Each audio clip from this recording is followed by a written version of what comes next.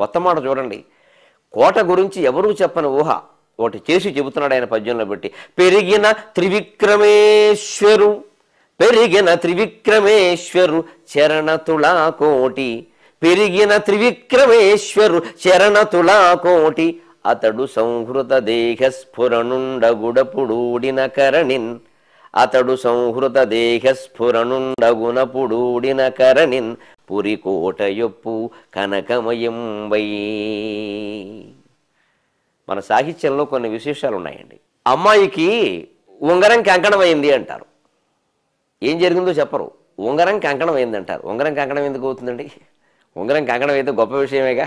ఇంత లావు కంకణం కింద ఉంగరం అయిపోతే బంగారం పెరగలా? ఉంగరానికేమో కాసు బంగారం, కంకణానికేమో కనీసం 4 కాసులు కావాలి. మరి ఉంగరం కంకణం అయితే మంచిదేగా. విషయం అది కాదు. అమ్మాయి ప్రేమలో పడింది, విరహవేదన. ఆ విరహవేదనతో చిక్కిపోయింది. ఎంత చిక్కిపోయిందంటే వేలుకున్న ఉంగరం కంకణంలా కనిపిస్తుంది. అంటే ఇప్పుడు వేలు చిక్కింది, ఉంగరం పెరగలేదు. వేలు ఎంత చిక్కిందంటే ఉంగరం కంకణం అయిపోయేంతగా చిక్కింది. ఇది కవిత్వం. ఆ అమ్మాయి విరహవేదనతో చిక్కిపోయింది అంటే మామూలు మాట. దానికెవడు నవ్వుతాడు, దానికెవడు ఆనందిస్తాడు. కానీ ఉంగరం కంకణం అయిందనగానే ఆలోచించాలి. ఉంగరం కంకణం అవడం ఏంటి? ఉంగరం పెరగలేదు, వేలు చిక్కింది. ఎంత చిక్కిందంటే ఉన్న ఉంగరమే కంకణంలా కనిపిస్తుంది. దీన్నే కవితోక్తి అంటారు. కవితామయంగా చెప్పడం అంటే అది ఊరికే మామూలుగా చెప్పడం కాదుగా.